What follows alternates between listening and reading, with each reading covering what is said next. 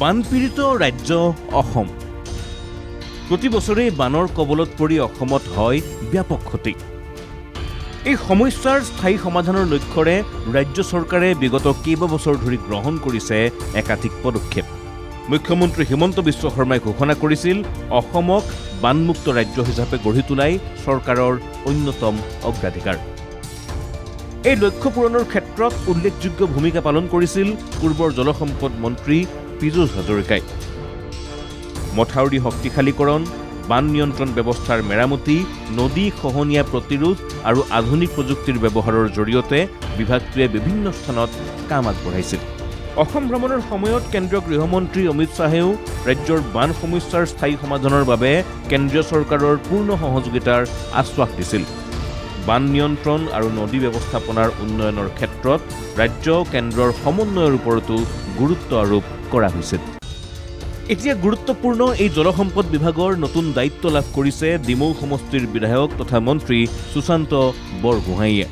দায়িত্ব লাভ কৰি পূৰ্বৰ মন্ত্ৰী পীযুষ হাজৰিকাৰ সময়ত বিভাগটোত যথেষ্ট কাম সম্পন্ন হোৱাৰ প্ৰসংগ উল্লেখ কৰিলে সুশান্ত বৰগোহাঞিয়ে।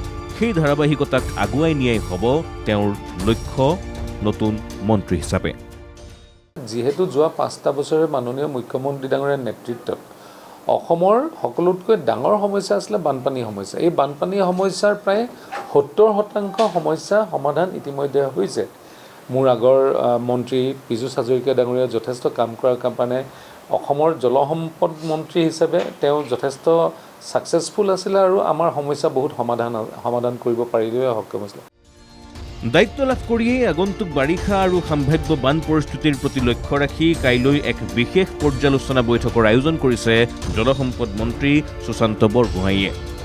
বৈঠকলৈ বিশেষভাৱে আমন্ত্ৰণ জনোৱা হৈছে পূৰ্বৰ জলসম্পদ মন্ত্ৰী পীযুষ হাজৰিকাক।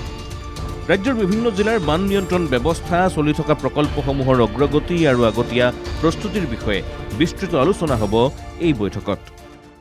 অহা কাইলৈ মাননীয় মন্ত্ৰী পীযুষ হাজৰিকা ডাঙৰীয়াৰ লগত এখন সভা, য'ত তেখেত থাকিব আমি থাকিম, তেখেতে কৰা কাম। তাৰপিছতে আমাৰ এডিশ্যনেল চিফ ছেক্ৰেটাৰী যোগেদি এখন পৰ্যালোচনা কৰিব পাৰি। কাৰণ বানপানী যিকোনো সময়ত এতিয়া বাৰিষাৰ এতিয়া আৰম্ভ হৈছে, আমাৰ কিছু অসুবিধাৰ সৃষ্টি কৰিব পাৰে। আমি কেনেধৰণে প্ৰস্তুত থাকিব পাৰোঁ এই গোটেই কথাবিলাক লৈ এবাৰ আলোচনা কাইলৈ পৰাই কৰিম।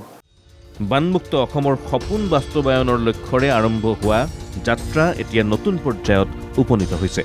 পীযুষ হাজৰিকাৰ দিনত আৰম্ভ হোৱা বিভিন্ন পদক্ষেপৰ ধাৰাবাহিকতা বজাই ৰাখি নতুন মন্ত্ৰী সুশান্ত বৰগোহাঞিয়ে কি ফলাফল দিব পাৰে সেয়া এতিয়া লক্ষণীয় হ'ব।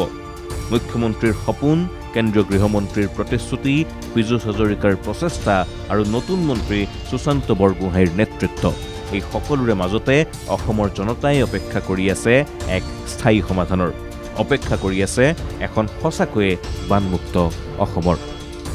ভিডিঅ' জাৰ্নেলিষ্ট প্ৰাঞ্জিত দৈমাৰীৰ সহযোগত বঞ্জিত কলিতাৰ ৰিপৰ্ট, NKTV+।